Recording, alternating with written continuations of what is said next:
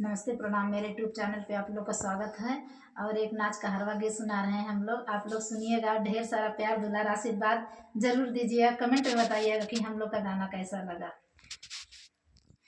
सब कर बाला हुआ वो मैं गेहुआ से गोजैया मोरया नारी बालमा, मोरया नारी बालमा बोवती तिली मदरवा मोरया नारी बालमा, बोवती तिली मदरवा मोरया नारी बालमा।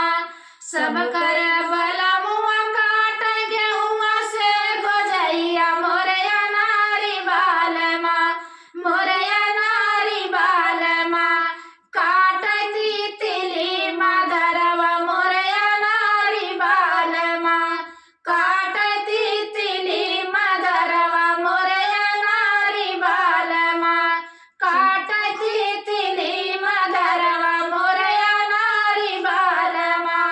सब कर बलमुआ खाल गेहुआ से गोजैया मोरया नारी बालमा, मोरया नारी बालमा खालती तिली मदरवा मोरया नारी बालमा, खालती तिली मदरवा मोरया नारी बालमा।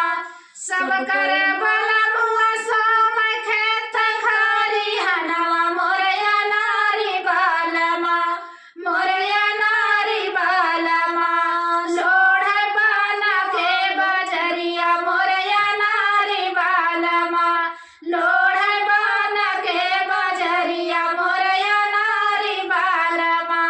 सब कर बलमुआ बोवा गेहुआ से गोजैया मोरया नारी बालमा, मोरया नारी बालमा बोवती तिली मदरवा मोरया नारी बालमा, बोवती तिली मदरवा मोरया नारी बालमा।